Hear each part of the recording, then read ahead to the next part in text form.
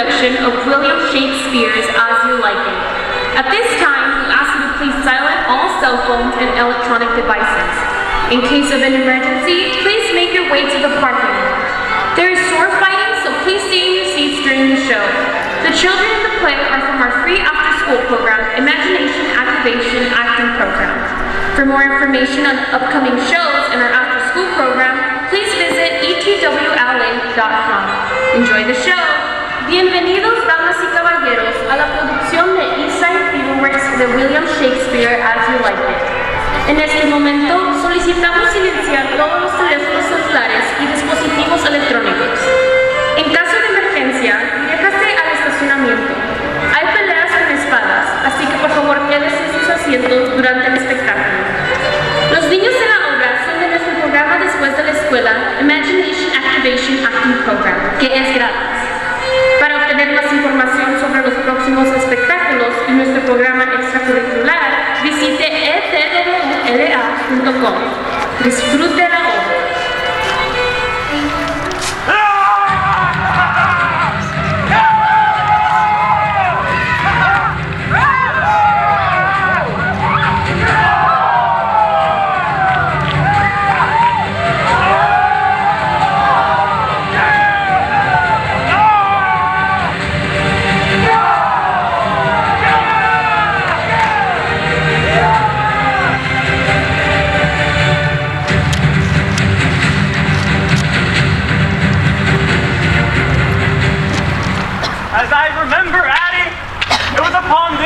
Bequeath me by will before 1,000 crowns.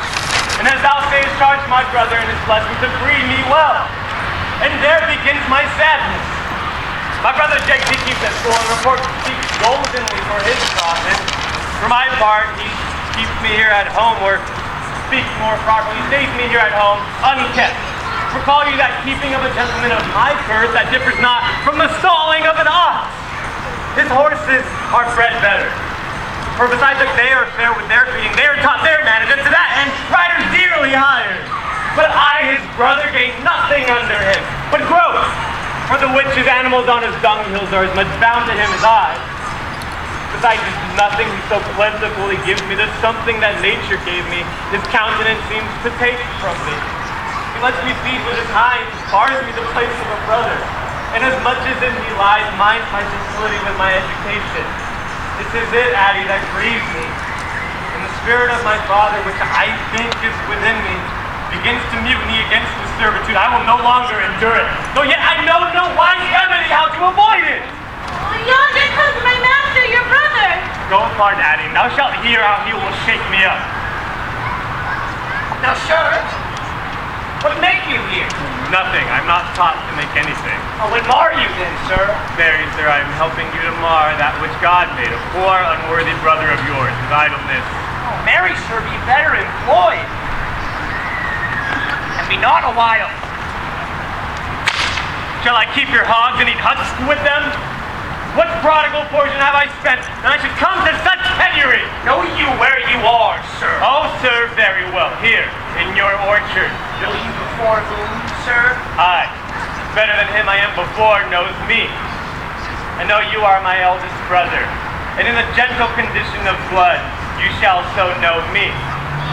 The courtesy of nations allows you my better, in that you are the firstborn. But the same tradition takes not away my blood, where the 20 brothers betwixt us. I have as much of my father in me as you.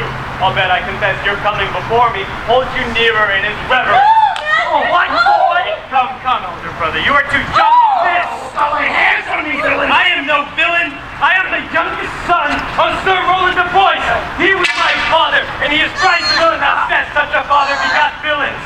Wert thou not my brother, I will not take this hand from thy throat. So this and hold thy tongue for saying so. Thou hast railed on thyself. Sweet masters, be patient, for your father's remembrance be on accord. Go, I say! I will not till I please. You shall hear me. My father charged you in his will to give me good education. You have trained me like a peasant, obscuring and hiding from me all gentlemanlike qualities. The spirit of my father grows strong in me, and I will no longer endure it. Therefore, allow me such exercises as may become a gentleman, or give me the poor allotted where my father left me by testament. With that, I will go buy my fortune.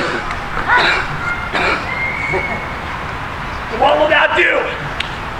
Beg when that is spent? Now get you in, sir. I will not long be troubled with you. You shall have some part of your will. Now I pray you leave me. I will no further offend you than becomes me for my good. Get you with him, you old dog.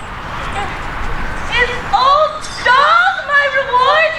Oh, most true, I have lost my teeth in your service, but God be with my old master, he would not have spoke such a word!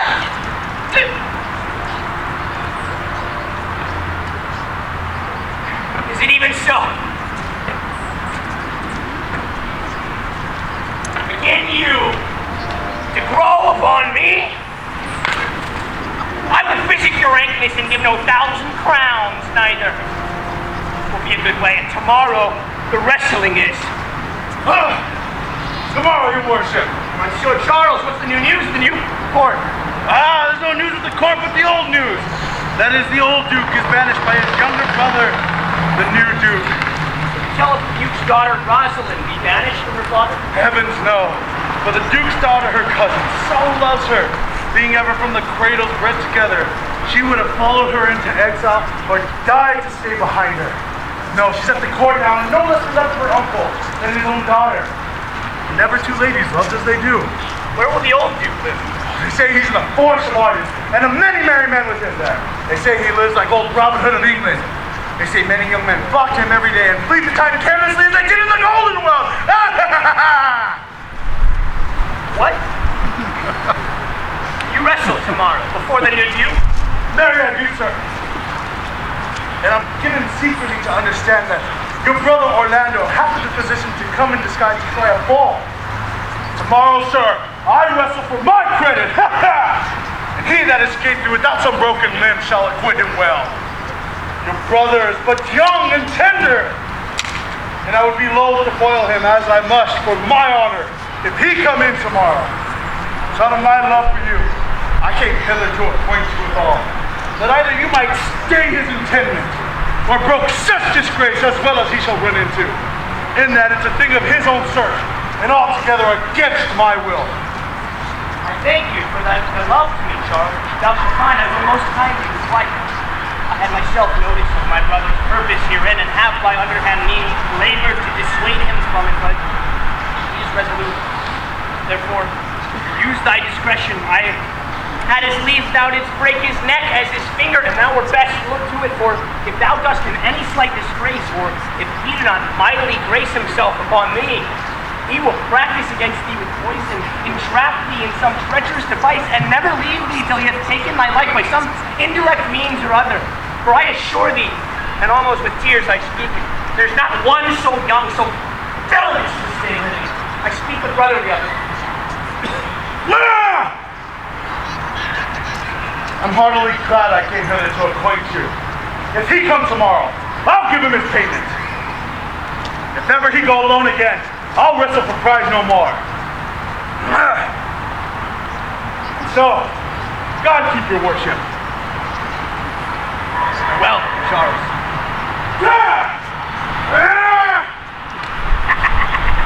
Now shall I stir this gamester. I hope I shall see an end of him, for my soul, and I know not why, hates nothing more than him. Nothing remains but that I kindle the boy thither, which now I'll go about. My Brady, Rosalind, sweet my cup, be merry. Dear Celia, I show more mirth than I am mistress of, and would you yet I were merrier? Unless you could teach me to forget a banished father, you must not learn me how to remember any extraordinary pleasure. Here I see no love to be done. Right then I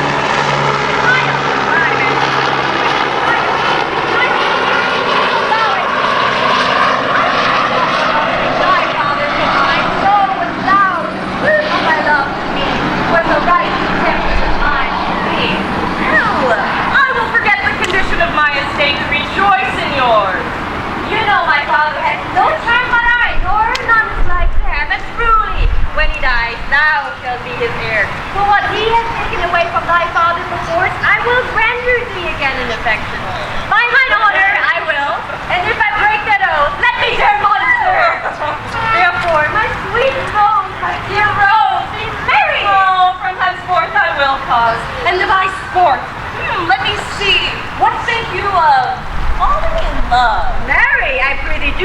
sport withal, but love no man in good earnest, nor no further in sport neither than the safety of a pure flashed owl made born to come up again. What shall be our sport then? Let us sit and talk the outright torch from her wheel, that their gifts may enforce me bestow equally. Oh, I would we could do so, for her benefits are mightily misplaced, and the bountiful blind woman doth most mistaking her gifts to women. Tis true, for those that she makes fair, she scarce makes honest, and those that she makes honest, she makes very unfair. Nay, now thou goest from fortune's office to nature's. Fortune reigns in gifts of the world, not in the lineaments of nature. No, when nature has made a fair breach, I may let my fortune fall into the fire. No, nature has given us wits to float our fortune, as not fortune sent in this fool to cut up the argument. Indeed, there is fortune too hard for nature, when fortune makes nature natural. The cutter off of nature's wits. Hurry, friends, that this is not fortune's work, neither but nature's. Who perceiveth our natural wits to dull the reason of such goddesses, and hath said in this natural for whetstone, for always the dullness of the fool is the whetstone of the wit. How now, wits? Where do wander you? Mistress, you must come away to your father. Where you make the messenger? No! By mine honor, but I was bid to come for you. Where learned you that old fool? Of a certain knight that swore by his honor they were good pancakes, and swore by his honor the mustard was not. Now I'll stand to it. The pancakes were not, and the mustard was good, and yet was not the knight forsworn. I'll prove you that in the great heap of your knowledge. I marry, now unmuzzle your wisdom. Stand you both forth now, stroke your chins, and swear by your beards I am a knave. By our beards, if we have them, thou art. By my knavery, if I had it, then I were. But if you swear by that that is not, then you are not forsworn. No more was this knight swearing by his honor, for he never had any. Or if he had sworn it away before he ever saw those pancakes or that mustard. Prithee, who is that thou mean? One that old Frederick, your father, loves. My father's love is enough to honor him enough. Speak no more of him. You'll be whipped for taxation one of these days. The more pity that fools may not speak wisely, what wise men do foolishly. He comes to see the law. With his mouth full of news. When you will put on arms and trenches, be there, yeah. Oh, then shall we be news proud? That is become more marketable. Bonjour, Mr. Legault. What's the news? Fair princess, lost sight of much good sport. Sport? Of what color? What color, man? How shall I answer you? Oh, as wit or fortune would. Or as the destinies decree. Well said. I was laid on with a trowel. Nay, if I keep not my ring. Oh, that loses thy old smell. You amaze me, ladies, for I would have told you of good wrestling that you lost sight of. Oh, yet tell us the manner of this wrestling. I'll tell you the beginning, and the best is yet to do, because here where you are, they're coming to perform. Well, the beginning that is Danbury. There comes an old man and his 3 sons. Oh, I can bet it's beginning with an old tail. 3 proper young men of excellent growth and presence. Oh, with bills on their necks be unknown unto all by these presents. Wrestled Charles, the Duke's wrestler, and Charles in a moment threw him and both freed his men. So served the second and the third. Yonder they lie. The poor old man, their father, making such pitiful dole over them that all the beholders take part with his weeping. Alas. But what is the sport, monsieur, that the ladies have lost? That is what I'm speaking of. Thus men may grow wiser every day. This is the first time that ever I heard breaking of ribs as sport for ladies. All right, I promise thee. But is there any else that longs to see this broken music in his sides? Is there yet another that dotes upon rib breaking? No, shall we see his wrestling cousin? Stay here. For here's the point place for wrestling, and they're coming to perform it.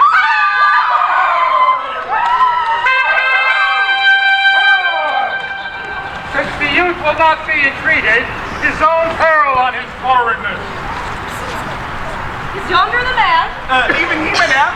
Lassie is too young and yet she looks successfully. Now, daughter and cousin, are you crept hither to see the wrestling? Aye, my liege. Oh, so please you give us leave. You'll take little pleasure in it, I can tell you. There's such odds in the man. In pity of the challenger's youth, I would fain dissuade him, but he will not be entreated. Speak to him, ladies. See if you can move him. Call him hither, good Monsieur Lebeau. Do so. I'll not be by. Monsieur the Challenger, the princess calls for you. I send them with all respect and duty. Young man, have you challenged Charles the wrestler? No, fair princess. He is the general challenger. I come but in as others do to try with him the strength of my youth. Young gentleman, your spirits are too bold for your years. You have seen full approve of this man's strength. If you saw yourself with your eyes or knew yourself with your judgment, their fear of your adventure would counsel you to more equal enterprise. We pray you, for your own sake, to embrace your own safety and give over this attempt. Do, young sir. Your reputation shall not therefore be misprized. We will make it our suit to the Duke that the wrestling might not go forward. I beseech you, punish me not with your hard thoughts, wherein I confess me much guilty to deny so fair and excellent ladies anything. But let your fair eyes and gentle wishes go with me to my trial, wherein if I be foiled, there is but one shame who was never gracious. If killed, one dead who is willing to be so. I shall do my friends no harm, for I have none to lament me. The world no injury, for in it I have nothing. Only in the world I fill up a place which may be better supplied when I have made it empty. The little strength that I have, I would it were with you. And mine, till he got hurt. Fare you well. Pray heaven I be deceived in you.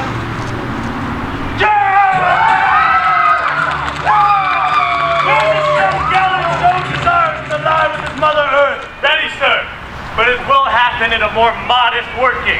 You shall try but one fall. No, your worship, do not entreat him to a second who so mightily persuaded him from a first. You mean to mock me after? You should not have mocked me before. But come your way.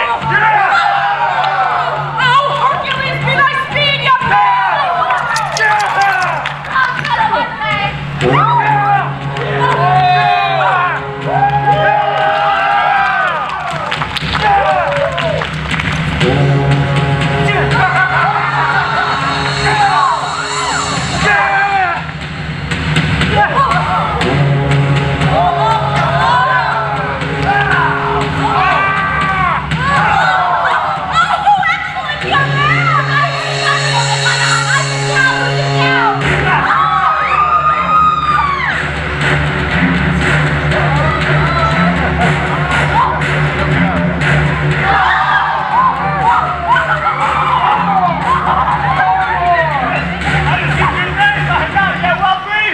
How dost thou, Charles?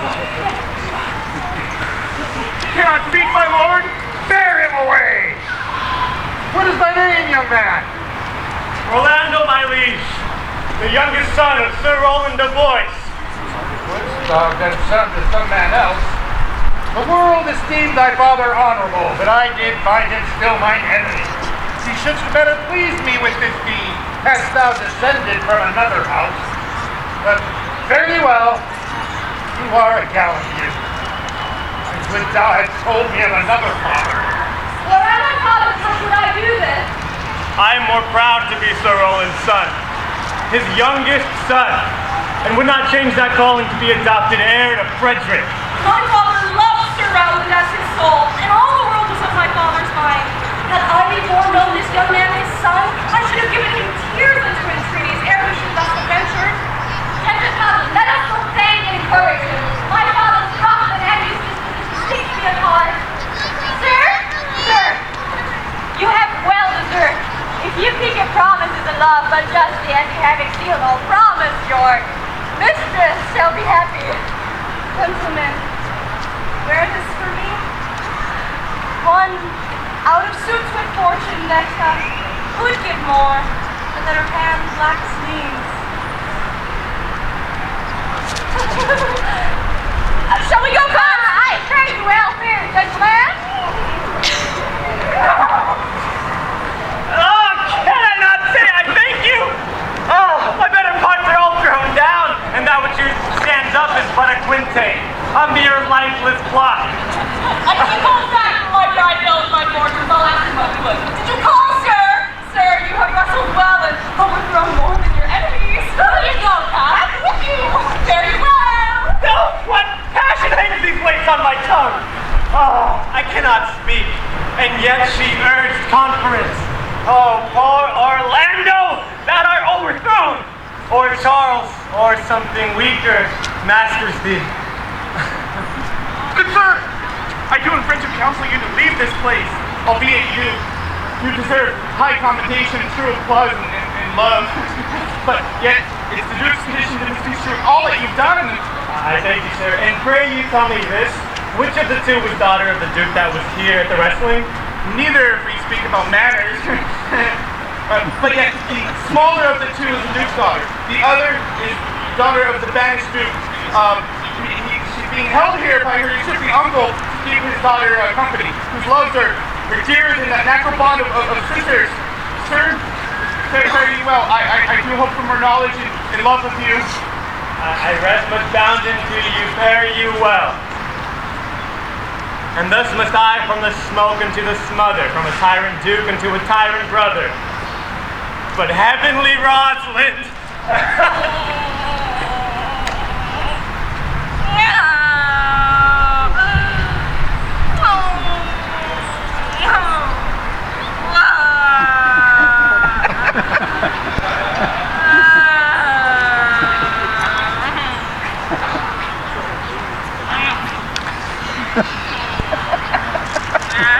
Why, cousin? Why, Rosalind? You could have mercy. Not a word? Not one to throw at a dog. No, thy words are too precious to be cast away upon curs. Throw some of them at me. Come, lady with reason. Well, then there were two cousins, Leda, when one should be blamed with reasons, and the other mad without any. But is all of this for your father? No, some of it is for my child's father.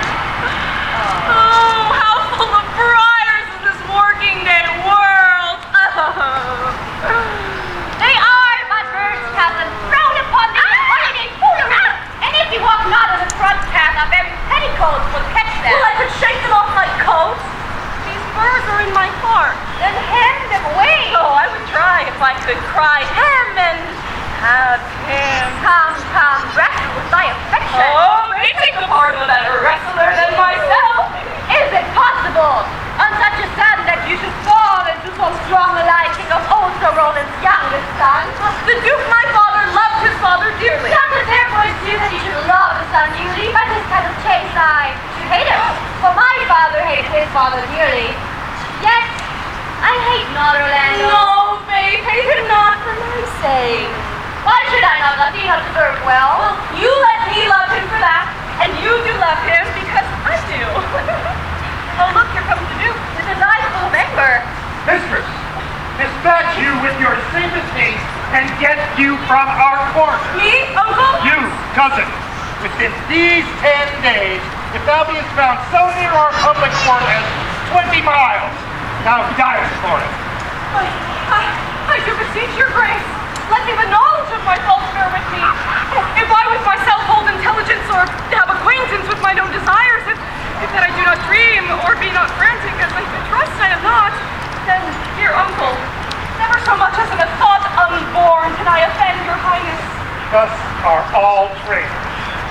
If their purgation did consist of words, they are as innocent as grace itself. Let it suffice thee, I trust thee not. Honest trust cannot make me a traitor. Tell me whereon the likelihood depends. You are your father's daughter. That is enough. So was I when your highness took his dukedom. So was I when your highness banished him. Treason is not inherited, my lord. Or what if we did derive it from our friends? What's that to me? My father was no traitor. Then, good my liege, mistake me not so much to think that my poverty is treacherous. Be a sovereign, hear me speak. Aye, Celia, we stayed her for your sake, else she with her father would have laid the law. I did not then entreat to have her stay. It was your pleasure and your own reward. I was too young that time to value her, but now I know her. If she be a traitor, why so am I. She is too subtle for thee.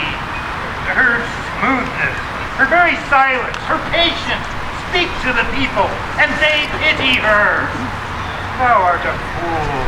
She robs you of your name, but you would show more bright and seem more virtuous when she is gone. Open up thy lips. Firm and irrevocable is my doom which I pass upon her. She is vanished. Pronounce that sentence then on me, my liege. I cannot live without her company. You are a fool. You, peace, provide thyself. If you outstay the time, upon my word, and with the honor of my word, you die.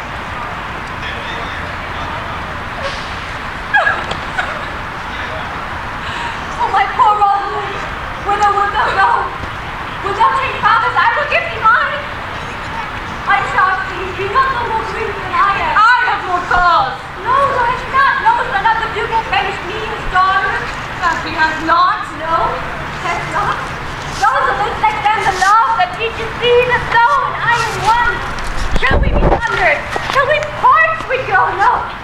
Let my father seek another heir. Therefore, devise with me how we may fly whither to go and what to bear with us. And do not seek to take your change upon you to bear your grief yourself and leave me out. For by this heaven and all our sorrows pale, say what thou canst, I'll go along with you. Why? Whither shall we go? To seek my uncle in the forest of Arden. Alas, what danger would it be to us maids as we are to travel forth so far? Beauty provoketh thieves sooner than gold. I put myself in poor and mean attire, and with a kind of honor skirts my face, the like to you. So shall we pass along and never stir silence. Were it not better? Because that I am more than common tall, that I did suit me all points like a man. A gallant curtal axe upon my thigh, a boar spear in my hand, and in my heart lies there what hidden woman spears their will. Oh, we'll have a swashing and martial outside, as many mannish cowards have that you have faced it with their semblances. What should I call thee when thou art a man? Oh, I'll have no worse a name than Jove's own page, and therefore look you call me Ganymede! Oh, but what will you be called? Something that has reference to my fate, no longer Celia, but Aliena. Oh, cousin, what if we essayed to steal that clownish fool out of your father's court? Would he not be a comfort to our travel? He'll go along over the wild world with me. Leave me alone to work. Let's away, set of jewels and pearls together, divide if it is time to take us away, to hide us from pursuit that will be made after my flight. Now go we in content, To liberty, and not to banishment. Now, my co-mates and brothers in exile, have not old custom made this life more sweet than that of making home? Are not these wits more free from peril from the envious court? Here feel we not the penalty now. The season's difference, and the high days versus high winter's wind, which when bites and blows upon my body, even till I shriek with cold. I smile and I say, this is no flattery.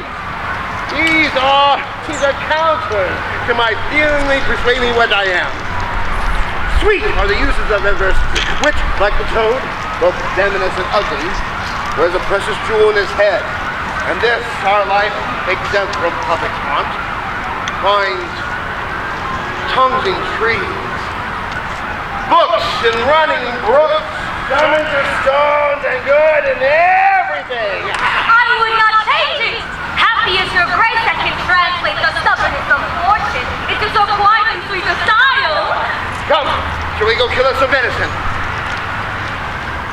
And yet it hurts me that these poor dappled fools, being native burghers of this desert city, should in their own confines with forked heads have their round haunches gored.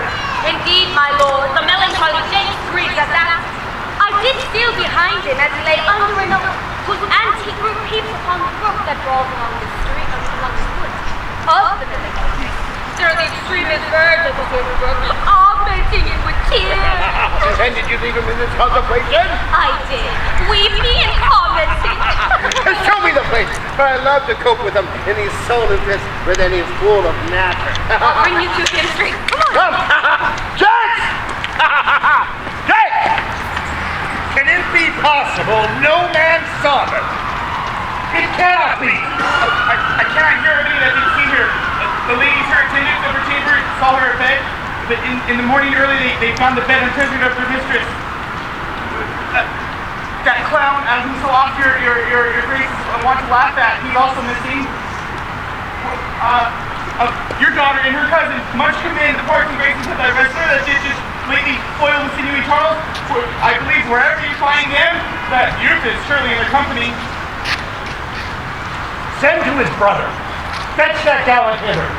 If he be absent, bring his brother to me. I'll make him find him.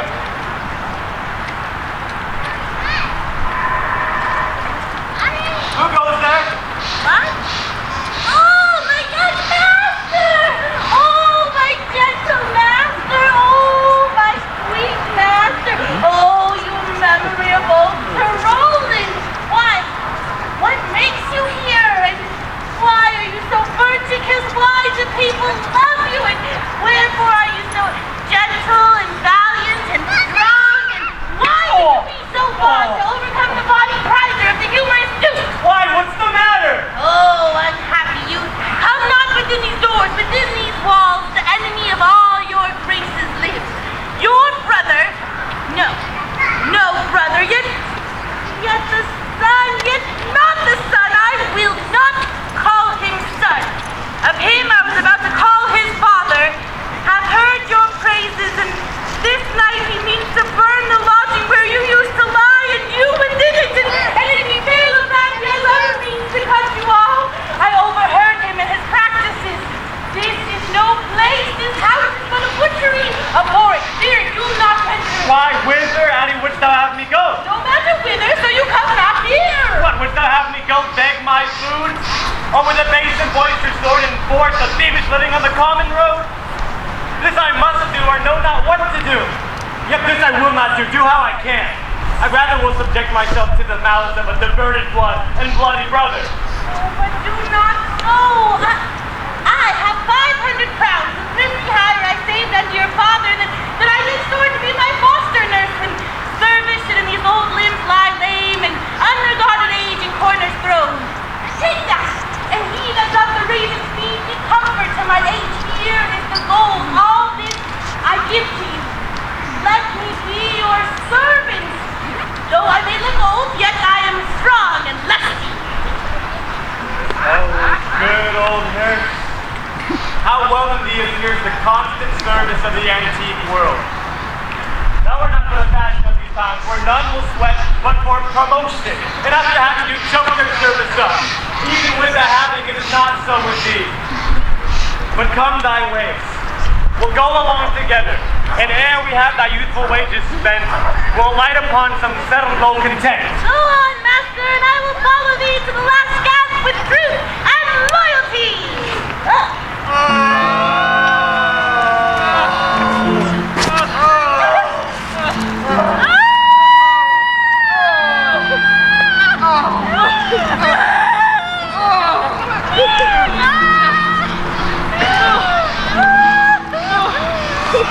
Oh, Jupiter!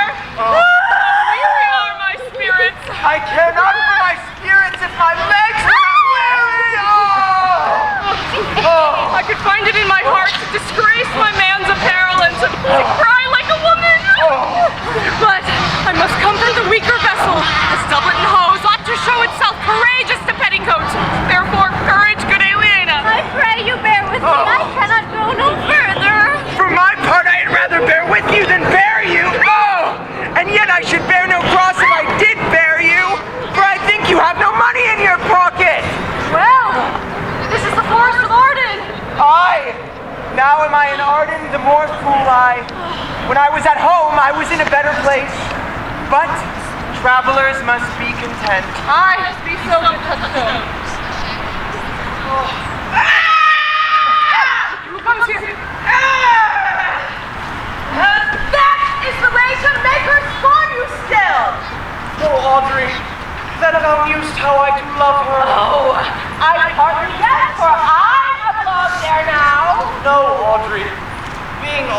thou canst not guess. Though in thy youth thou wast as true a lover as ever sighed upon a midnight pillow. But if thy love were ever like to mine, as sure I think did never man love so, how many actions most ridiculous hast thou been drawn to by thy fantasy? Into 1,000 that I have forgotten. Oh, thou didst then never love so heartily.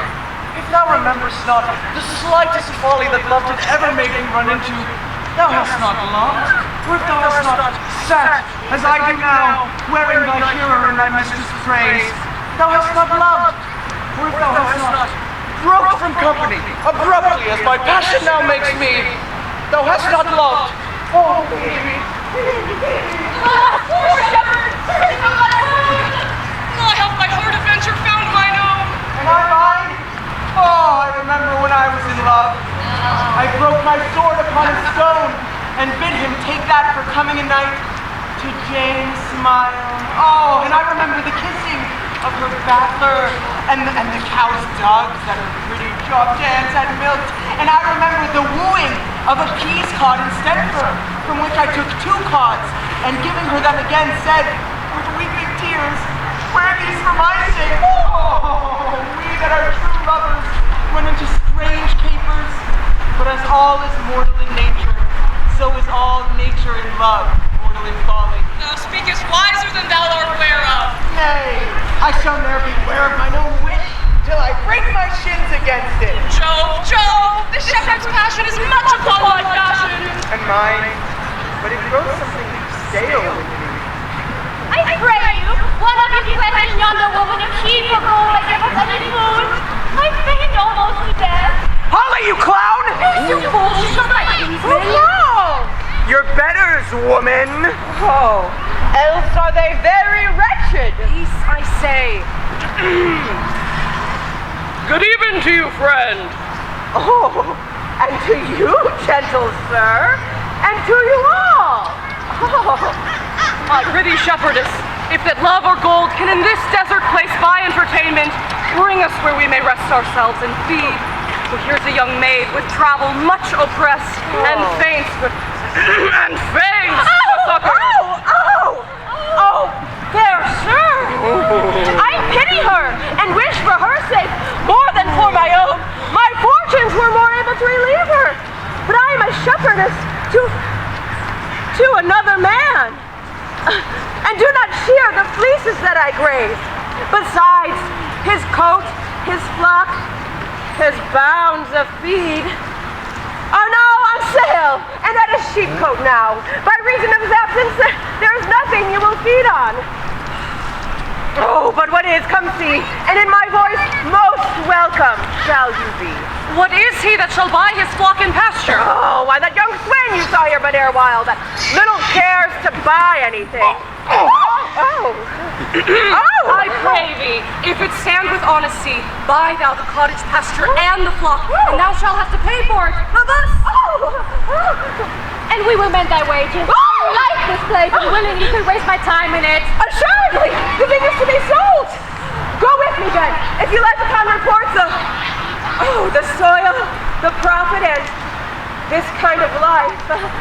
I will your very faithful feeder be, and buy it with your gold, right suddenly.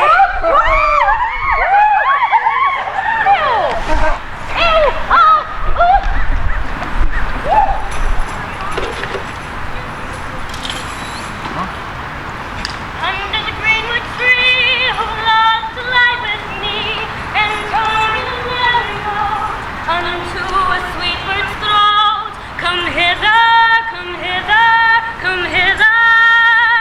Here shall he see no enemy but winter and rough weather. My pretty, more. It will make you melancholy, senor. I thank it. I can suck melancholy out of a song as a weasel sucks eggs. More, pretty, more. My voice is ragged, it cannot please you. I do not desire you to please me. I do desire you to sing. Come, another stanza. Call you them stanzas? What you will, senor Jakes. Nay, I care not for their names. They owe me nothing. Will you sing? More at your request than to please myself. Well then, if ever I think any woman I'll think. But that they call compliments is like the encounter of two dog apes. And when a man thinks me heartily, he thinks I have given him a penny, and he renders me the beggarly face. Come, sing, and you that will not, hold your tongue. Then I'll end the song. Curse, all the while the Duke will sit under this tree. He hath been all this day to look you. Oh, and I have been all this day to avoid him. He is too disputable for my company. Now I think of as many matters as he, but I give heaven thanks and make no boast of them. Come, Warble, come! Who doth ambition shun and loves to live its son, seeking the food he eats and pleased with what he gets. Come hither, come hither, come hither. Here shall he see no enemy but winter and rough weather. I'll give you a bird just for a spot my vengeance. And I'll sing it. And thus it goes. If it do come to pass that any man turn ass, leaving his wealth and ease, a stubborn will to please. Mildy Duke, Mildy Duke, Mildy Duke. And here shall he see gross fools as he. And if he will come to me. What is this, Mildy Duke? 'Tis a Greek invocation, fell fools into a circle. I'll go sleep if I can. If I cannot, I'll rail against the firstborn of Egypt. And I'll go see, for his banquet is prepared. Come on. Dear master, I can go further. Time for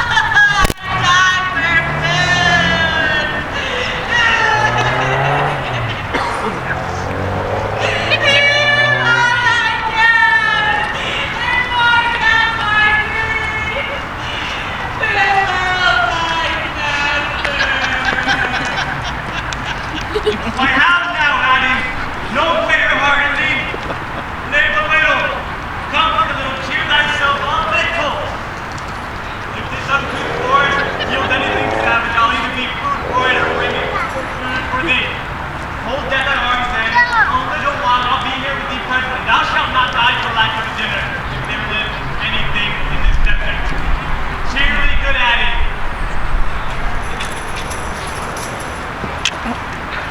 I think he be transformed into a beast, for I can nowhere find him like command. My lord, he has, and even now gone hence. Here was never hearing of a song. If he, compact of jars, grows musical, we will surely discord in his fears.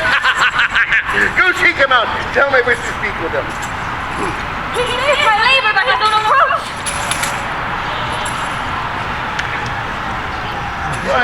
Now, monsieur. What life is this that your poor friends must woo your company? A fool, I met a fool in the forest. A miserable world. As I do live by food, I met a fool who laid him down and dashed him in the sun and railed on Lady Fortune on good terms, on good set terms. Who could know a fool, quoth I? Oh, sir, call me not fool till heaven has sent me fortune. And then he drew a dial from his poke, and looking on it with lackluster eyes, says very wisely, "It is 10 o'clock. Thus we may see how the world wags. 'Tis but an hour ago since it was 9, and after 1 hour more to be 11. And so, from hour to hour we write, and then from hour to hour we rot, and thereby hangs a tear. When I could hear the motley fool thus snarl on the tie, my limbs began to grow like Chanticleer. The fool should be so discontent with you. Oh, noble fool. Oh, worthy fool. For motley's the only wearer. And what fool is this? Oh, worthy fool. One that has been a courtier and says, if ladies be young and fair, they have the gift to know it. And in his mind, which is as dry as the remainder biscuit after a voyage, he hath strange places crammed with observation, the which he bent in observation. Oh, noble fool, oh, worthy fool. I am ambitious for a motley career. That's I have one. For it is my only suit. Invest me my might.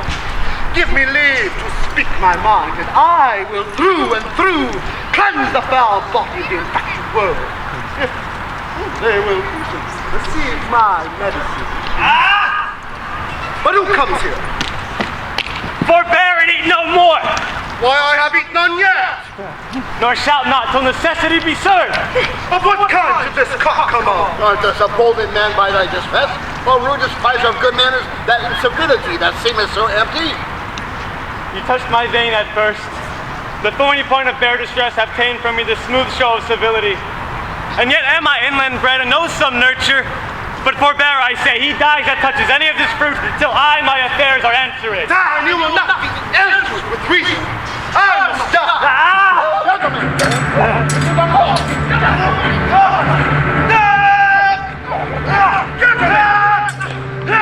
I command you to stop this at once.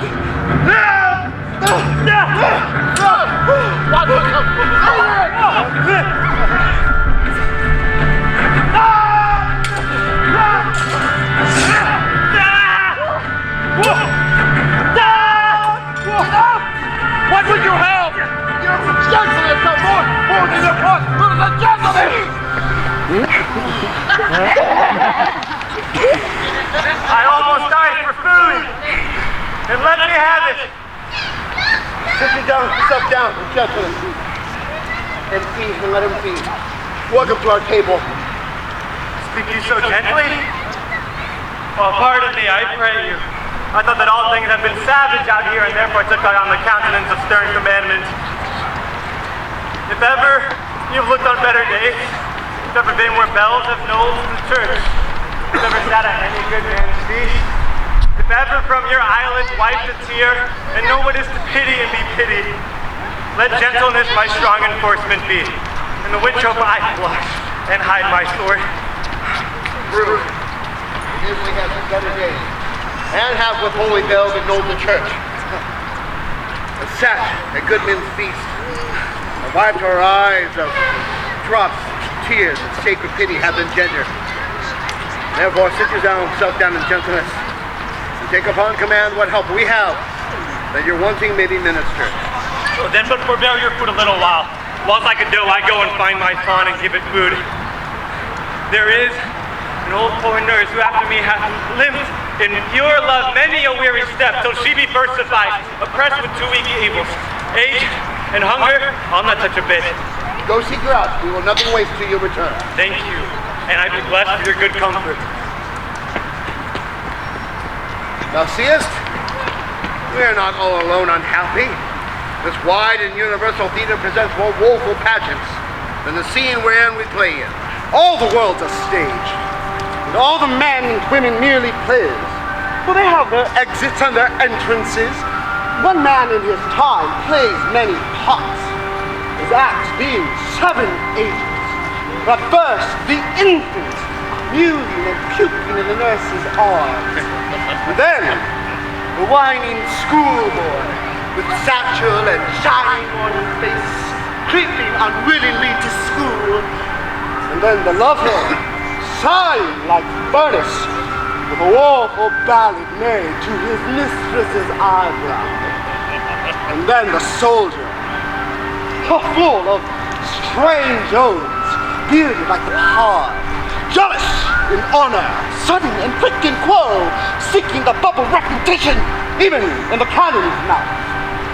And then the justice, in fair round belly, with gold cap and line, with eyes severe and beard of formal cut, full of wise saws and modern instances.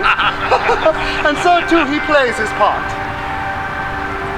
The 6th age shifts into the lean and slippered pantaloons, with spectacles on nose and hats on sight, his youthful hose well shaved, a world too wide for his shrunk shape.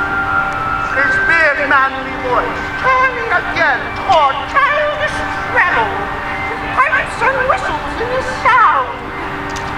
Last scene of all, that ends this brave, invented for history, is second childishness and mere oblivion. Sans teeth, sans eyes, sans taste, sans everything. Welcome, false children. And set down your venerable burden. Let her feed. I thank you most for her. So had you need, I scarce can speak to. Oh! I will not trouble you as yet to question you about your fortune. But in the meantime, give us some music. And good cousin, sing. Hi-ho, sing hi-ho, unto the green holly. Most friendship is feigning, most loving mere folly. Then hi-ho to the holly, this life is most jolly. Hi-ho! Oh, if you were good Sir Roland's son, as you have whispered faithfully that you were, and of my mind, I doth this effigy's witness, most truly lined and living in your face, be truly welcome hither. Old woman, thou art welcome as thy master is. Take her by the arm. Give me your hand. And let me all your fortunes understand. Oh, do your father well. I think we can help your father. Yeah. But see him sit. Sir, that cannot be. If I were not the better part of the person, I would not seek an absent argument of my revenge, Shakespeare. But look to it. Find out thy brother, wheresoever he is. Seek him the candle, and bring him dead, or living, within these 12 months, or turn thou no more to seek a living in our territory. Thy lands, and all things thou dost call thine, worst Caesar, do we seize into our hands, till thou canst quit thee by thy brother's mouth of what we think against thee. It's your highness for my worthiness. I never loved my brother in my life. More villain thou. Well, push him out of doors, and let my officers of certain nature make an extent upon his house and lands. Do so expediently, and turn him going. Hang there, my person, with which under thy law, and thou Christ under me thy today. Thy gates eye from thy pale sphere above, thy hunches name that my full life doth sway. Oh, run then! These trees shall be my books, and in their parts my thoughts all character, that every eye which in this forest looks shall see thy virtue witnessed everywhere. Run, run, Orlando! Carve on every tree the fair, the chaste, the unexpected scene! How are you? Shepherd life. Master Touchstone? Truly, in respect of itself, it is a good life. But, in respect it is a shepherd's life, it is not. As it is a solitary life, I like it very well. But as it is a private life, it is a very vile life. As it is in the fields, it pleaseth me well. But as it is not in the court, it is tedious. As it is a spare life, look you, it fits my humor well. But as there is no more plenty in it, it goes much against my stomach. Hast any philosophy in thee, shepherdess? No more, but I know that the property of rain is to wet and fire to burn. Such a one is a natural philosopher. Wast ever in court, shepherdess? Oh, no, truly. Then thou art damned. Nay, I hope. Truly, thou art damned. Like an ill-roasted egg, all on one side. For not being at court? Your reason. Why, if thou never wast at court, thou never sawest good manners. And if thou never sawest good manners, then thy manners must be wicked, and wickedness is sin, and sin is damnation. Oh, thou art in a parlous state, shepherdess. Not a whit, Master Touchstone. Those that are good manners in the court are as ridiculous in the country, as the behaviors of the country are most remarkable at the court. You told me you salute not of the court, but that you kiss hands. That courtesy would be uncleanly if courtiers were shepherds. Instance. Briefly come, instance. Right. We are still handling our ewes, and their fells, you know, are greasy. Why do not your courtiers' hands sweat? And is not the grease of a mutton as wholesome as the sweat of a man? Shallow! A better instance, I say. Come. Besides, our hands are hard. Your lips will feel them sooner. A more sounder instance, come. And they're often tarred over with the surgery of our sheep. And would you have us kiss tar? A courtier's hands are perfumed with civet. Oh, most shallow woman, learn of the wise and perpend. Civet is of a baser birth than tar, the uncleanly flux of a cat. Mend the instance, shepherdess. You have too courtly a wit for me. I'll rest. Oh, here comes young Master Ganymede, my new mistress's brother. From the east to western ends, no jewel is like Rosalind. Her worth being mounted on the wind, through all the world there's Rosalind. All the pictures there's lying are but black to Rosalind. Let no face be kept in mind, but the fair Rosalind. I'll rhyme you so 8 years together, dinners and suppers and sleeping hours accepted. It is the right butter women to range the market. Out, fool. For a taste, if a heart do lack a hind, let him seek out Rosaline. If the cat will after kind, so be sure will Rosaline. Wintered garments must be lined, so must slender Rosaline. They that reap shall sheath and bind, then to part Rosaline. He that sweetest nut shall find, must find love's prick and Rosaline.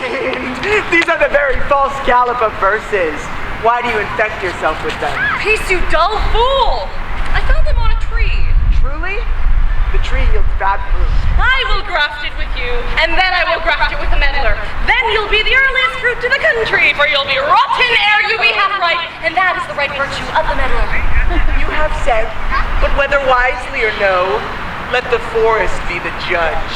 Oh look, here comes my sister, reading. Why should this a desert be? For it is a people. No. Some shall hang on every tree that shall civil sing. Some how breathe the life of man runs his erring pilgrimage, that the stretching of a span buckles in a summer page.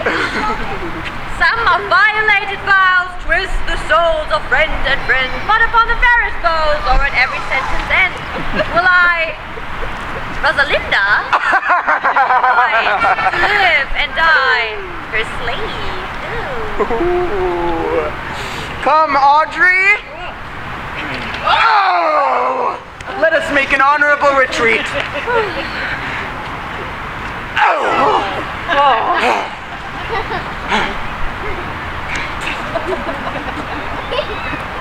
Didst thou hear these verses? Oh yes, I heard them all, and more too. Nay, but who is it? Is it possible? Nay, I prithee now with most petitionary vehemence, tell me who it is. Oh, wonderful, wonderful, the most wonderful. Wonderful is again wonderful, and after that, out of all.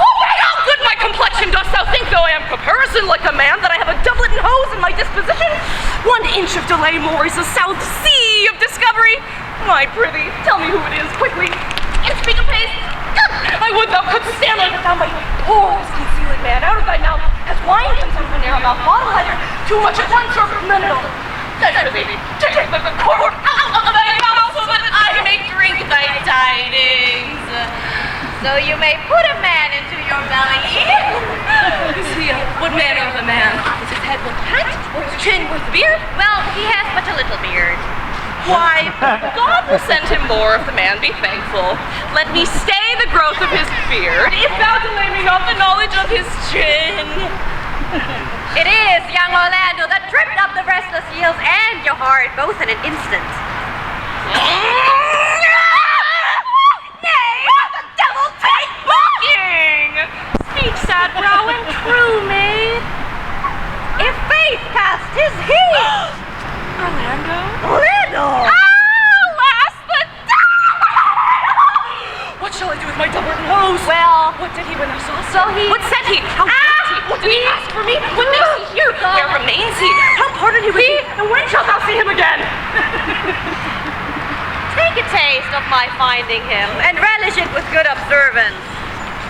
I found him under a tree like a dropped acorn. Oh, it well may be called Jove's tree when it drops forth such fruit. Give me audience, good madam. Proceed. There lay he, stretched along like a wounded knight. Oh, though it be a pity to see such a sight, it well becomes the ground. Cry, holla to thy tongue. I pity it curveth unseasonably. He was furnished like a hunter. And as he comes to kill my heart. I will sing my song without a burden, though bringest me out of tune. Do not know I am a woman, Oh. but I think I must speak. Oh, sweet, say on. You bring me out. Oh, come see not here. Is he? Oh, slink by and note him. I thank thee for thy company. For good faith, I had as lief had been myself alone. And so had I. But for fashion's sake, I thank you too for your society. Y con Dios, let us meet as little as we can. I do desire we may be better strangers. And I pray you mar no more trees with writing love songs in their barks. I pray you mar no more of my verses with reading them ill-favoredly. Rosalind is your love's name? Yes, just. I do not like her name.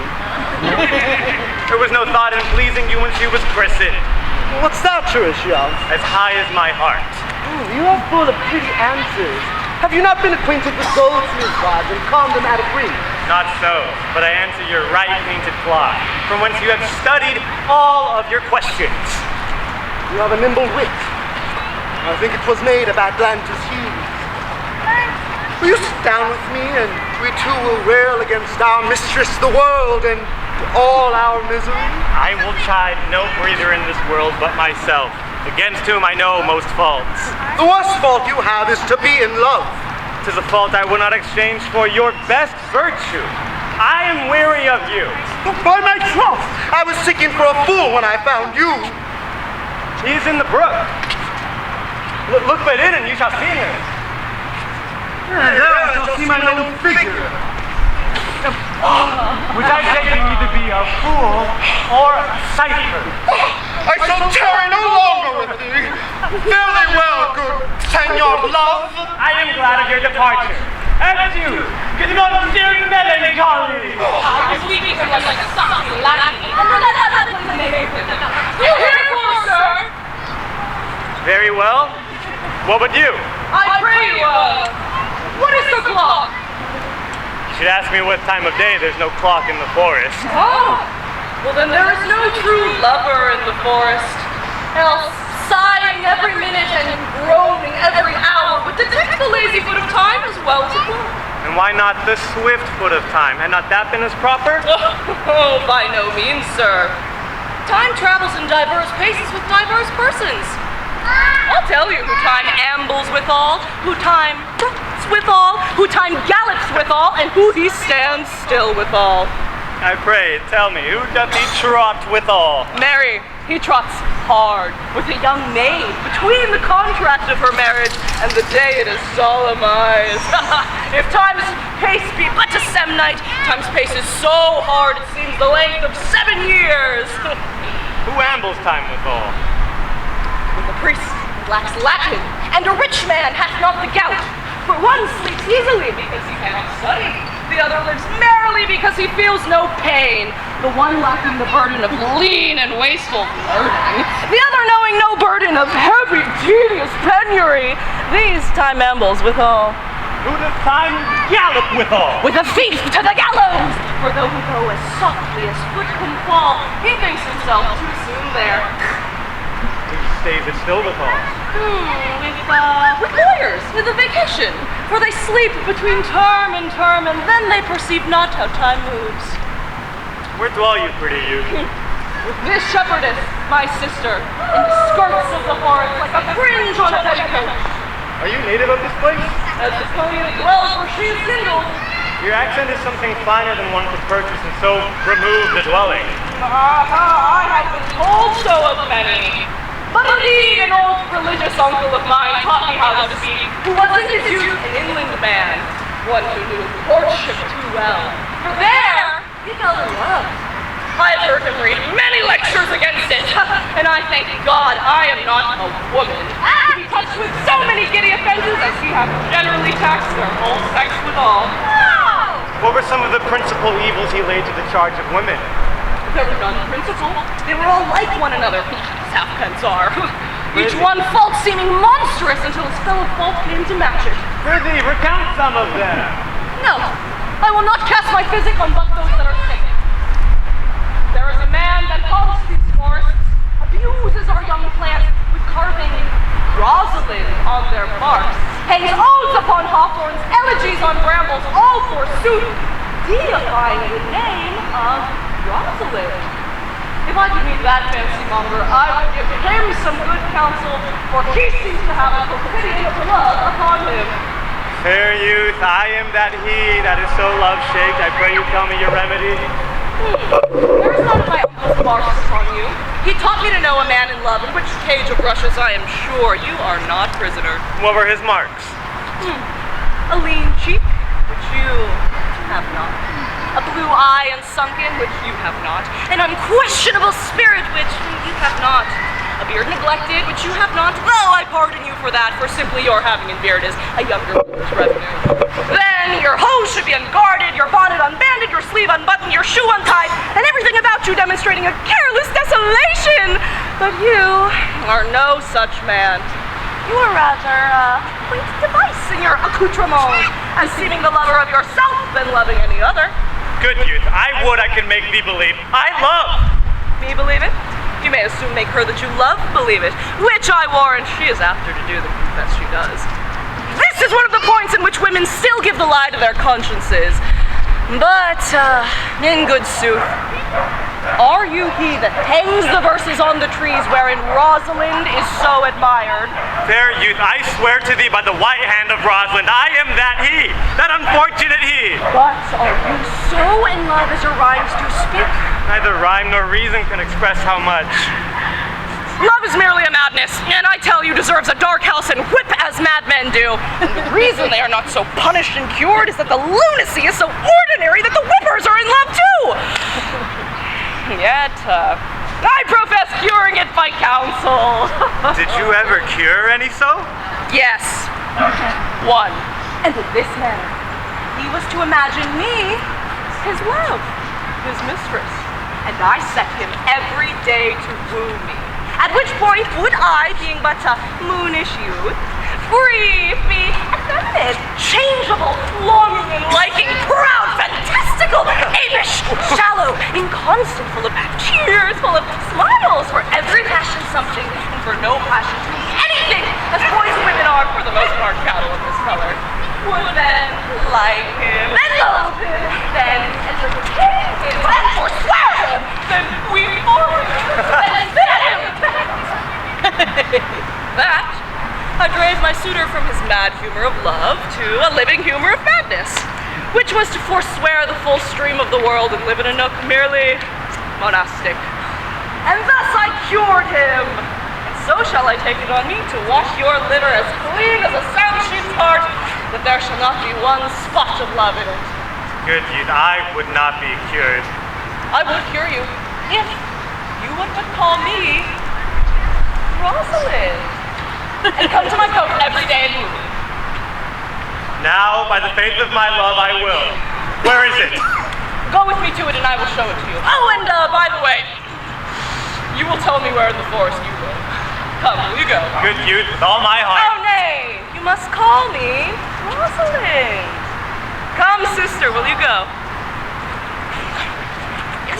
Which was the lover and his his lass with a hay and a hoe and a hay and a hay and a hoe. Nonny no, no. Come of age, Audrey. I will fetch up your goats, Audrey. And how, Audrey? Am I the man yet? Doth my simple feature content you? Your features! Lord Warrington! What features? I am here as the most capricious poet, honest Ovid was, among the Goths. Educación mal colocada. Peor que Júpiter bajo tejado. If a man's verses cannot be understood, nor a man's good wit seconded with the forward child, understanding, it strikes a man more dead than a great reckoning in a little room. Truly, I would the gods had made thee poetical. I do not know what poetical is. Is it honest in word and deed? Is it a true thing? No, truly. For the truest poetry is the most feigning. And lovers are given to poetry. And what they swear in poetry may be said as lovers they do feign. Would you wish that the gods had made me poetical? Oh, I would. Truly. For thou swearest to me thou art honest. Now if thou wert a poet, I might have some hope thou didst feign. Well, would you not have me honest? No! Truly, unless thou wert hard-favored. For honesty coupled to beauty is to have honey, a sauce to sugar. Well, I am not fair, therefore, I pray the gods make me honest. Truly. And to cast away honesty upon a foul slut were to put good meat into an unclean dish. I am not a slut, though I thank the gods that I am foul. Well, praised be the gods for thy foulness. Sluttishness may come hereafter. But, be it as it may be, I will marry thee. And to that end, I have met with Sir Oliver Martext, the vicar of the next village, who had promised to meet me in this place of the forest and to couple us. Will the gods give us joy? Amen. Here comes Sir Oliver. Sir Oliver Martext, you are well met. Would you dispatch us here under this tree, or shall we go with you to your chapel? No one to give the woman? I will not take her on gift of any man! Surely she must be given, or marriage is not lawful. Proceed. I will give her. Good evening, good monsieur. What do you call it? How do you, sir? You are very well met. God yield you for your last company. I am very glad to see you. Will you be married, Barclay? As the ox hath his bow, the horse his curb, and the falcon her bells, so man hath his desires. And as pigeons build, so wedlock would be You're the man of your stature. Be married under a bush like a beggar? Now get thee to a church, and have a good priest tell you what marriage is. This man will but join you as they join wainscot, and then one of you will prove a shrunk panel, and like green timber, warp! I am not in the mind, but I were better to be married of him than of another. For he is not like to marry me well, and not being well married will be a good excuse for me hereafter to leave my wife. Come with me and let me counsel thee.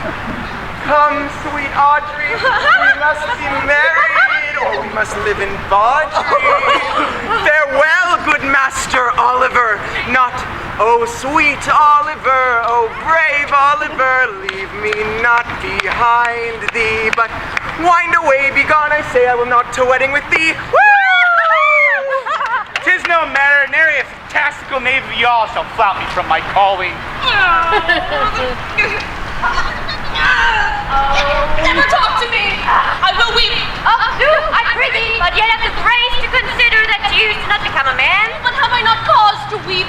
As good as one would desire, therefore, weep. His very hair is of the dissembling color. Something browner than Judas's. Mary, his kisses are Judas's own children. Faith, his hair is a good color. An excellent color. Your chestnut was ever the only color. But why did he swear he would come this morning and comes not? Nay, certainly there's no truth in him. Do you think so? Yes, I think he's not a big hearth or a horse either, but for his verity and love, I do think him as concave as a covered goblet or a Warrington nut. Not true in love? Yes, well, he's in, but I think he's not in. But you have heard him swear downright he was. Was is not is. Besides, the oath of a lover is no stronger than the word of a tapster. They have both to confirm our false reckoning. He attends here on the forest for the Duke your father. Oh, I met with the Duke yesterday and had much question with him. He asked me of what parentage I was, and I told him of as good as he. So he laughed and let me go. Oh, but what talk we of fathers when there is such a man as Orlando? That's a brave man. He writes brave verses, speaks brave words, and swears brave oaths, and breaks them bravely. Quite traverse athwart the heart of his lover as a puny tilter that spurs his horse on one side and breaks his stuff on the other like a noble goose. But all brave that youth mounts and folly guides.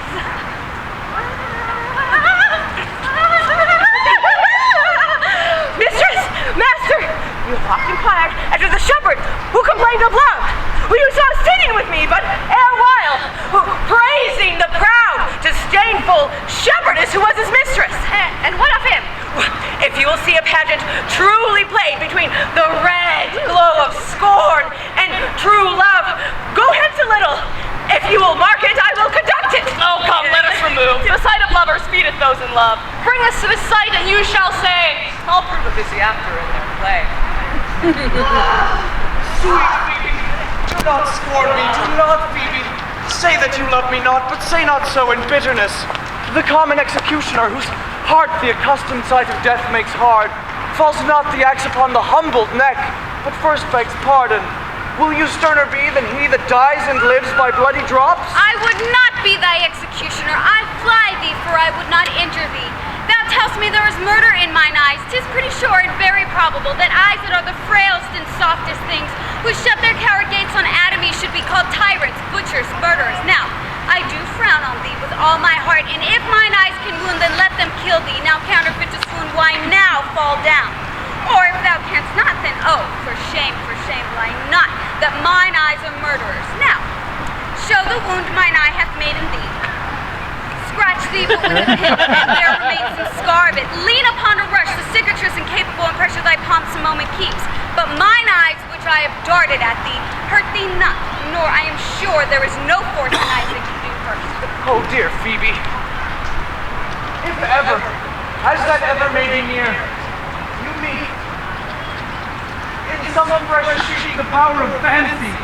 Then shall you know the wounds invisible that love's keen arrows make. But till that time come not thou near me, and when that time comes, afflict me with thy love. Heed me not until that time I come up into thee. And why, I pray you, who might be your mother? Insult, exalt, and all at once over the wretched? What? Though you have no beauty in you, as by my faith I see no more in you than without candle may go dark to bed, must you be therefore proud and pitiless? Why? What means this? Why do you look on me? I see no more in you than in the ordinary of nature's sails work. Oh, it's my little life. I think she means to tangle my eyes too. No, baby! Proud mistress! Hope not after it. Is not your inky brows, your black silk hair, your bugle eyeballs, nor your cheek of cream can tame my spirits to your worship. You foolish shepherd! Wherefore do you follow her? Like foggy south puffing with wind and rain. You are 1,000 times a proper man than she a woman. Tis such fools as you that makes the world full of ill-favored children. Tis not her glass, but you that favors her. And out of you she sees herself more proper than any of her lineaments can show. But mistress, know yourself. Down on your knees and thank heaven fasting for a good man's love, for I must tell you, friendly in your ear, sell while you can. You are not for all markets. Ah! Cry the man mercy, love him, take his offer. foulness, most foul, being found to be a scoffer. So take her to thee, shepherd. Fare you well. Sweet youth, I pray you chide a year together. I'd rather hear you chide than this man woo. He's fallen in love with your foulness. He shall fall in love with my anger. As it be so, as when she answers you with frowning looks, I'll sauce her with bitter words. Why look you so on me? For no ill will I dare. I pray you, do not fall in love with me, for I am falser than vows made in wine. Besides, I like you not. If you will know my house, 'tis at the tuft of olives here hard by. Come, sister, where you go? Shepherd, ply her hard. Come, sister. Shepherdess, look on him better, and be not proud, though all the world could see none to be so huge in sight as he. Dead shepherd, now I found thyself, might whoever loved that loved not at first sight. Sweet Phoebe, What sayest thou, Sylvius? sweet Phoebe, pity me. Why, I am sorry for thee, gentle Sylvius. Wherever sorrow is, relief would be. If you do sorrow at my grief in love, by giving love, your sorrow and my grief were both extermined. Thou hast my love is not that neighbor. I would have you. Why, thou were covetousness. Sylvius, the time was that I hated thee, and it is not that I bear thee love. But since thou canst talk of love so well, thy company which erst was irksome to me, I will endure. And I'll employ thee too, but do not look for further recompense of thine own gladness if thou art employed. So holy and so perfect is my love, and I in such a poverty of grace, that I shall think it a most plenteous crop to glean the broken ears after the man that the main harvest reaps. Loose now, and then a scattered smile, and that I'll live upon. Knowest thou the youth that spoke to me erewhile? Not very well, but I've met him oft. And he hath bought the cottage in the bounds that the old Carlet once was master of. Think not I love him, though I ask for him. 'Tis but a peevish boy, but yet he talks well. But what care I for words? Yet words do well when he that speaks them pleases those that hear. It is a pretty youth, not very pretty, but sure he's proud, and yet his pride becomes him. He'll make a proper man. The best thing in him is his complexion, and faster than his tongue did make offense, his eye did heal it up. He's not very tall, yet for his years he is tall. His leg is but so-so, and yet 'tis well.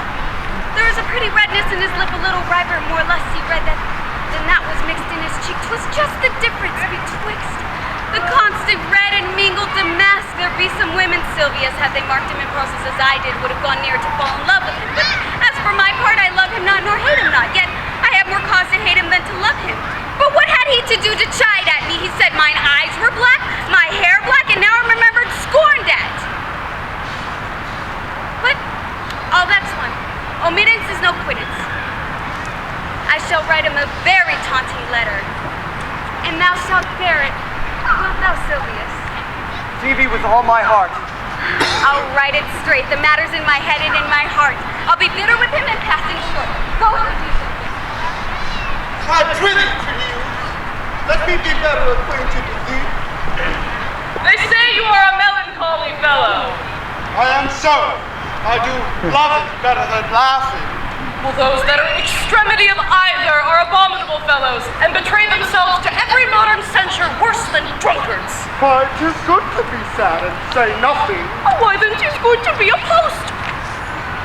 It is a melancholy of mine own, compounded by many symptoms, extracted from many objects, and indeed, the sundry contemplation of my travels, which by often rumination wraps me in the most humorous sadness. A traveler! By my faith, you have great reason to be sad. For I fear you have sold your lands to see other men's. Then to have seen much and have nothing is to have rich eyes and poor hands. Yes, I have gained my experience. But your experience makes you sad. Well, I had rather have a fool to make me merry than experience to make me sad. And to travel for it, too.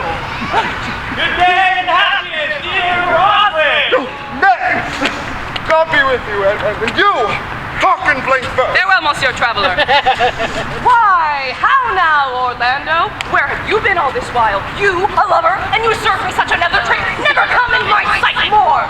My Wed fair, Rosalind. I will within an hour of my promise. Break an hour's promise in love? You need to divide a minute into 1,000 parts and break a part of the 1,000 parts of the minute in the affairs of love. It may be said of him that Cupid hath clapped him o'er the shoulder, but I warrant him hard whole. Pardon me, dear Rosalind. Nay, and if you so tardy, come no more in my sight. I had least be wooed of a snail. Of a snail? Aye, of a snail. For though he comes slowly, he carries his house on his head. A better jointure, I think, than you make a woman. Besides, he brings his destiny with him. What's that? Why, corns! Which such as you are fain to be beholden to rise for. But he comes armed in his destiny and prevents the slander of his wife. Virtue is no horn maker, and my Rosalind is virtuous. It pleases him to call you so, but he has Rosalind of a better leer than you. Come, woo me. For I am in a holiday humor now and like enough to consent. What would you say to me now, and I were your very, very Rosalind? I would kiss it before I spoke. Nay, you better speak first, and when you were gravelled for lack of the matter, then you might take a kiss. Very good orators, when they are out, they spit. And for lovers lacking, God warn us, master, the cleanliest shift is the kiss. How if the kiss be denied? And she gets and there begins new matter. Who could be out, being before their beloved mistress? Mary, that should you if I was your mistress, nor I should think my honesty ranker than my wit. What, my suit? Not out of your apparel and yes, out. Am I not your Rosalind? I do take joy to say that thou art, because I would be talking of her. Well then in her person I say I will not have you. Then in mine own person I die. No, they die by eternity. The poor world is almost 6,000 years old, and in all this time was not one man who died in his own person in a love cause. Men have died from time to time and worms have eaten them, but not of love.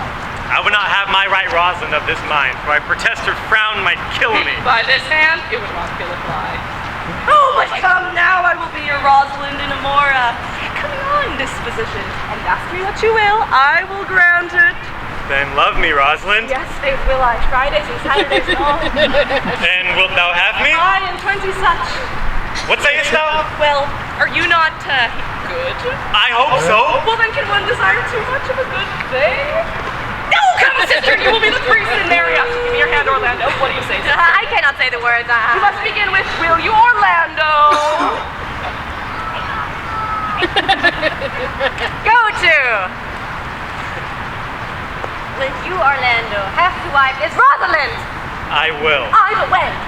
Why now? As fast as she can marry Well, us. then you must say I take thee Rosalind for wife. I take thee Rosalind for wife. I might ask you your permission, but I do take the Orlando for my husband. Now tell me, how long would you have her after you possess her? Forever and a day. Say the day without ever. But will my Rosalind do so? By my life, she will do as I do. For these 2 hours I will leave thee, Rosalind. Oh, alas, my dear love, I cannot last thee 2 hours. I must attend the Duke at dinner. By 2 o'clock I will be here with thee again. Aye, go your ways, go your ways. I knew what you would prove. My friends told me as much, and I thought no less. 'Tis but one castaway, and so come death. 2 o'clock is your hour. Aye, sweet Rosalind. So God mend me, and by my troth, and in all pretty oaths that are not dangerous, if you break one jot of your promise, or come 1 minute behind your hour, I will think you the most pathetic of break promise, the most hollow lover, the most unworthy of her, that you call Rosalind, that may be chosen out of the gross band of the unfaithful. Therefore, ere I censure, keep your promise. With no less religion than if thou wert indeed my Rosalind. So adieu. Well, time is the old justice of advantage was advantage. Let time try. Adieu! You have simply misused our sex for your love break. We must get something to hold. Not overhead, so the world is bird has done to our own nest. Oh, cause, my pretty little cause. That thou didst know how deep fathom I am in love, but it cannot be sounded. My affections has an unknown bottom like the Bay of Portugal. Oh, rather bottomless, and as fast as you pour affection in, it runs out. I tell thee, Aliena, I cannot be out of sight of Orlando. I'll go find a shadow and sigh until he comes. And not asleep.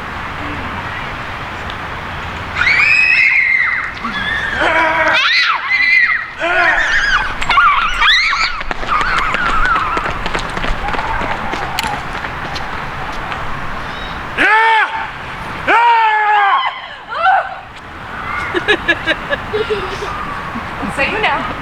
Is it not past 2 o'clock? And here, much Orlando. I warned you. With pure love and trouble brain, and bow and arrows, and this got forced to sleep. My errand is to you, fair youth. My gentle Phoebe did bid me give you this. I know not the contents, but as I guess by the stern brow and waspish action which she did use as she was writing of it, bears an angry tenor. Pardon me, I am but as a guiltless messenger. Patience herself would startle at this letter. Bear this, bear all. She says, I am not fair, that I lack manners. She calls me proud, and says that she could not love me were a man as rare as Phoenix. God's my will, her love is fair that I do. How right she so to me. Well, shepherd, well. This is a letter of your own device. No, I protest. I know not the contents. Phoebe did write Oh, it. come, you are a fool and turned into the extremity of love. I saw her hand. She had a leathern hand, a freestone-colored hand. I barely did think her old gloves were on, but it was her hand. She has a housewife's hand. Yeah. But that's no matter. I say, she never did write this letter. This is a man's invention and his hand. Sure, it is hers. Why, 'tis a boisterous and cruel style. A style for challengers. Why, she defies me like Turk to Christian.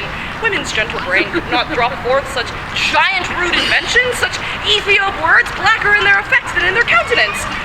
Will you hear the letter? So please you, for I've never heard it yet heard too much of Phoebe's cruelty. She Phoebes me. Mark how the tyrant writes. Art thou God to shepherd turned, that a maiden's heart hath burned? Can a woman rail thus? Call you this railing? Why thy Godhead laid apart, warrest thou with a woman's heart? Here's a railing! Whilst the eye of man did woo me, that could do no vengeance to me, meaning me a beast. If the scorn of your bright eye have power to raise such love in mine, alack in me what strange effect would they work in mild aspect, whiles you chide me, I did love, how then might your prayers move? He that brings this love to thee, little knows this love in me, and by him seal up thy mind, whether that thy youth and kind will the faithful offer take of me and all that I can make, or else by him my love deny, and then I'll study how to die. Oh. Call you this chiding? Alas, poor shepherd. Do you pity him? No, he deserves no pity. Wilt thou love such a woman? What? To make thee an instrument and play false strains upon thee? Not to be endured. Ugh, well, go your way to her. For I see love hath made thee a tame snake. And say this to her, that if she loves me, I charge her to love thee. If she will not, I will never have her unless thou entreat for her. If you be a true lover, oh, hence and not a word. Here comes more company. Tomorrow, fair ones, a youth you know where in the purlieus of this forest stands a sheepcot fenced about with olive trees. West of this place, down in the neighbor bottom, the rank of oceans by the memorial.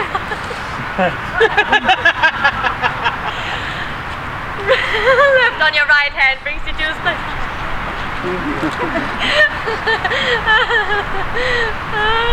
but it is hour the house doth keep itself there, London.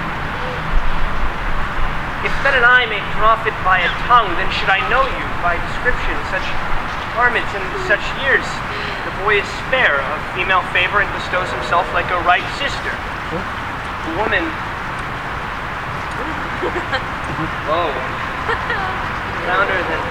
Brother, are not you the owner of the house I did inquire for? It is no boast being asked to say we are. Orlando doth commend him to you both.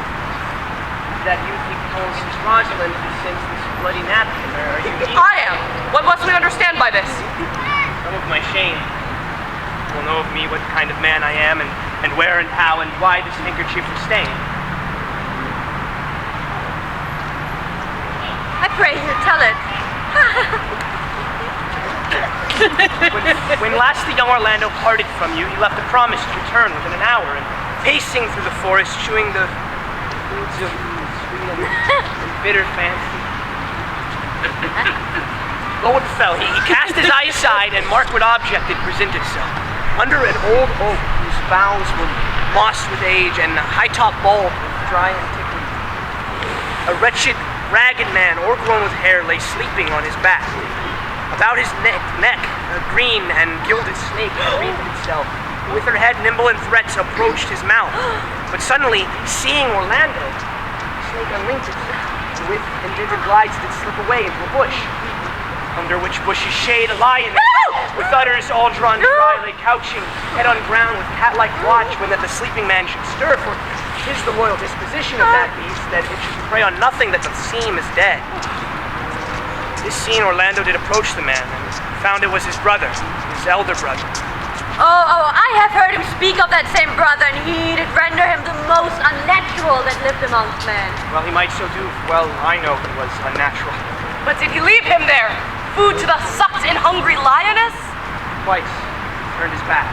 And purpose is so, but kindness, nobler ever than revenge, and nature stronger in him than his just occasion made him give battle to the lioness, who quickly fell before him, in which hurtling from miserable slumber I awakened. Are you his brother? Was you he rescued? Was you that itself contrived to kill him?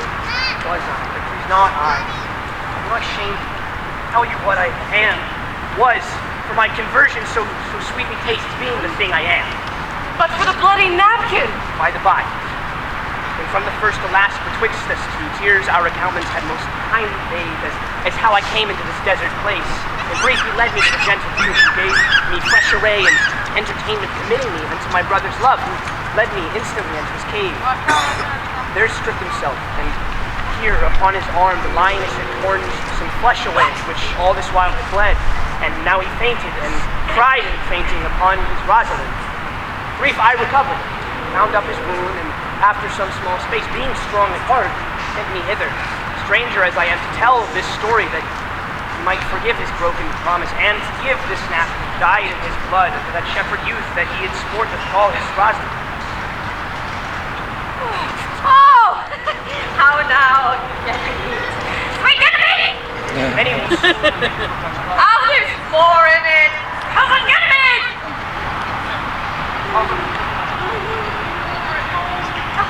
We lead you thither. Will you take him by the arm? Good cheer, youth, to a man who lack a man's heart. I do so, I confess it. Sarong! A body would think this was well counterfeited. I pray you commend to your brother how well I counterfeited. Hey, ho! This was no counterfeit. There's great testimony in your complexion, and this is a passion of earnest. Counterfeit, I assure you. Then take a good heart and counterfeit to be a man. So I do. But in faith, I should have been a woman by right. Come, sister. Come, you look paler and paler. Draw you homeward. Good sir, will you go with us? Relax, I wasn't there answer back. That's how you excuse my brother, Rosalind. I shall devise something.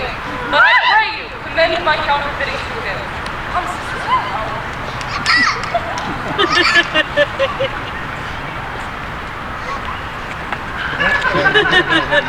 Is it possible that on so little acquaintance you should like her?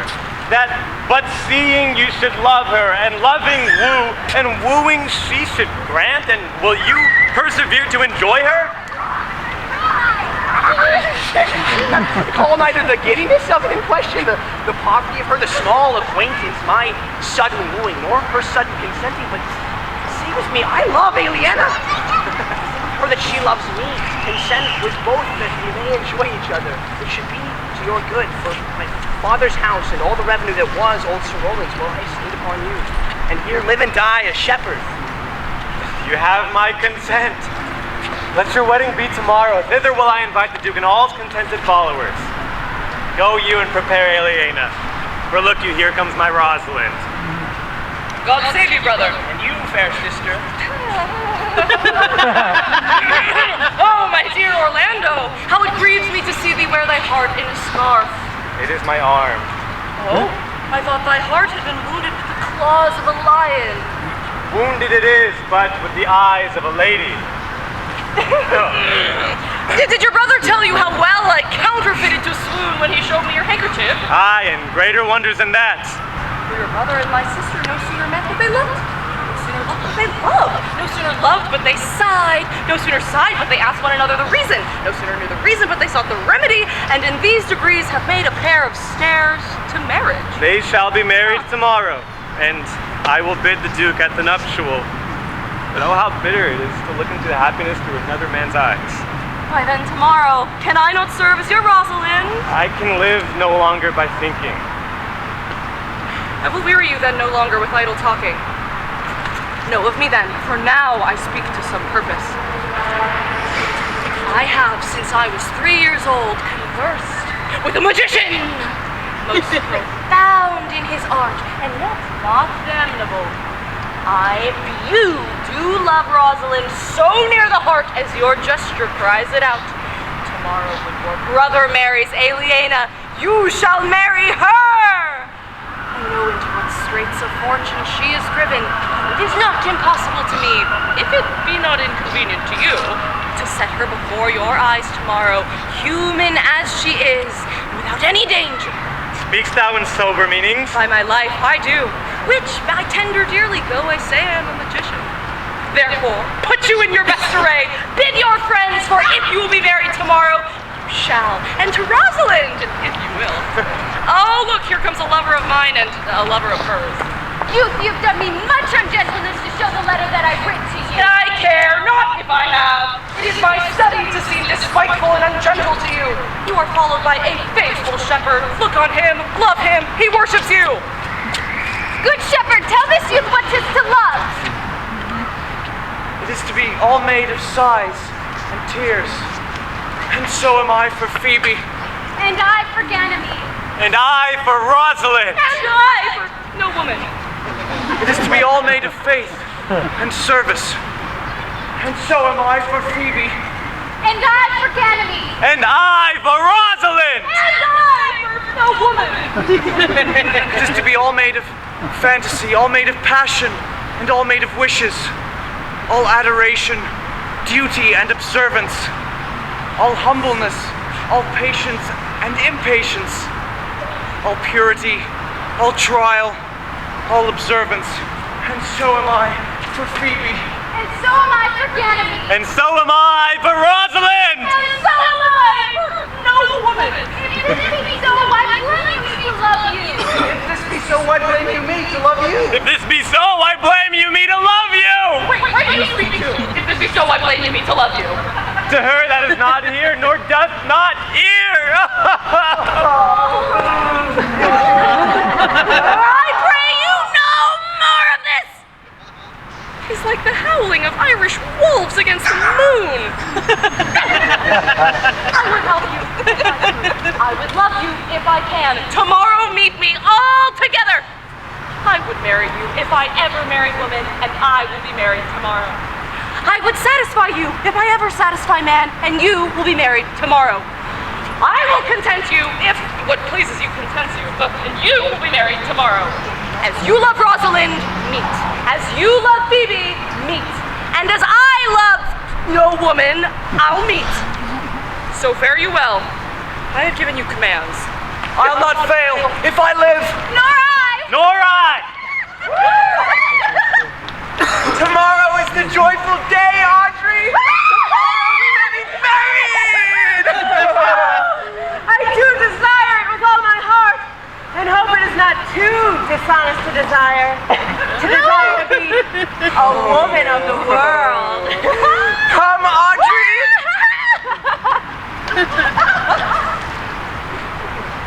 Dost thou believe, Orlando, that this boy can do all he hath promised? I sometimes do believe and sometimes do not. As those that fear, they hope, and know they fear. Patience once more whilst our compact is urged. You say, if I bring in your Rosalind, you'll bestow her on Orlando here. That would I had a kingdom to give with her. And you say you will have her when I bring her. That would I, were I all the kingdom's king. You say you will marry me if I be willing. That will I should I die the hour after. Or else refusing me to give yourself to this most faithful shepherd. So's the bargain. You say you will have Phoebe when she refuses me. Though to have her and death were both one thing. I have promised to make all this matter even. To keep you your word, O Duke, to give your daughter. You yours, Orlando, to receive his daughter. Keep your word, Phoebe, that you'll marry me, or else refusing me to give yourself to this most faithful shepherd. Keep your word, Silvius, that you will marry her if she do refuse me. And from hence I go to make all this doubt even.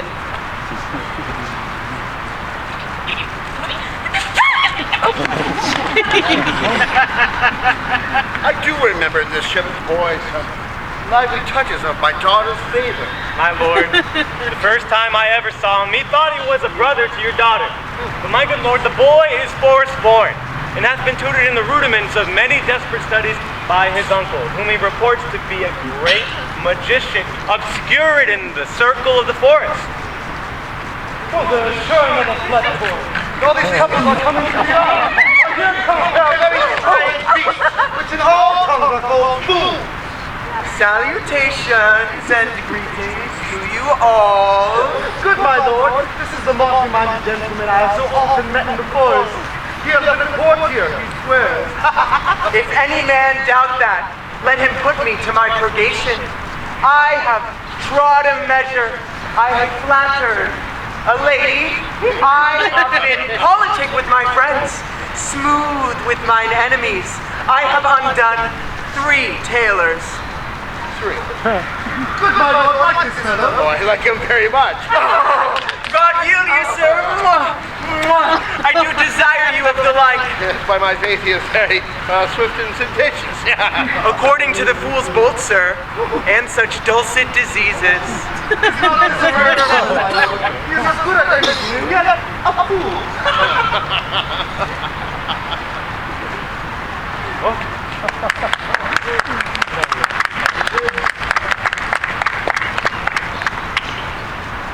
Then is there mirth in heaven when earthly things made even atone together.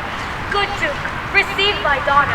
Hymen from heaven brought her, yea, brought her hither, that thou may join her hand with his, whose heart within his bosom is.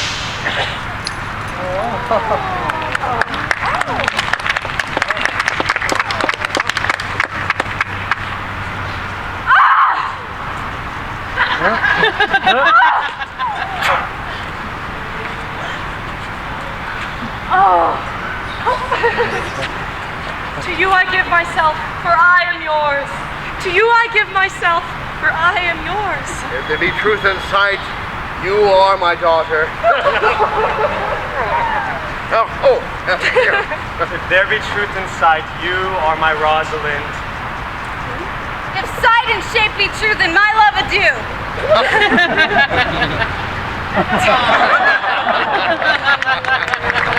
I'll have no father if you be not he.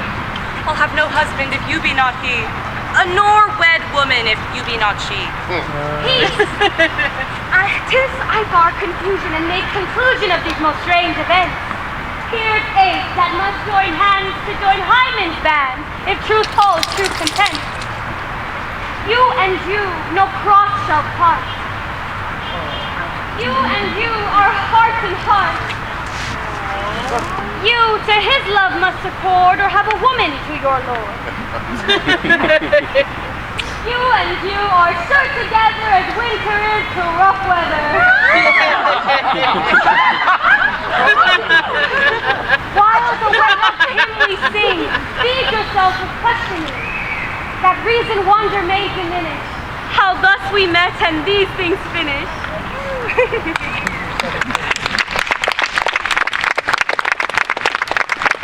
I will not eat my word, now thou art mine, thy faith my fancy to thee doth combine. Let me come on you for a word or two.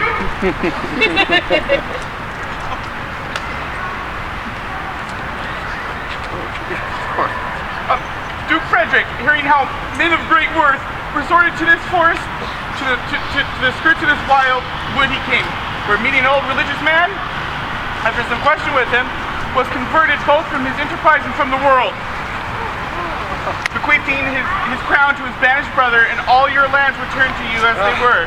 To speak true, I do engage my life. Welcome, young man. First, in this forest, let us do those ends that here were well begun and well begot. And after, every of this happy number that have endured shrewd days and nights with us shall share in the good that is returned fortune. If I heard you correctly, the Duke had put on a religious life and thrown into neglect the pompous court? He has? Meantime, let us forget this new fallen dignity and fall into a rustic revelry. Play, music, and brides and bridegrooms, all that have measured and heaped in joy to the measure's fall. Proceed, proceed. We will begin these rites as I do trust will end in true delight. Come.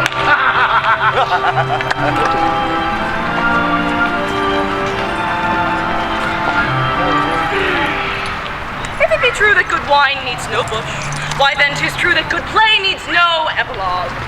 Yet, to good wine they do use good bushes, and good plays prove the better with the help of a good epilogue. What a case am I in then, that am neither a good epilogue, nor cannot insinuate with you on behalf of a good play. I am not fashioned like a beggar, therefore to beg will not become me. My way is to conjure you, and I'll start with the women. I charge you, oh women, for the love you bear to men, to like as much of this play as pleases you. And I charge you, oh men, for the love you bear to women, because we perceive by you differing, that none of you hates them. That between you and the women, the play may please. If I were a woman, and I am, I would kiss as many of you as had beards that please me, complexions that liked me, and breaths that I defied not. And, for I'm sure as many of you as have good beards, or sweet faces, or nice breaths, will, for my kind offer, when I make my curtsy, bid me farewell.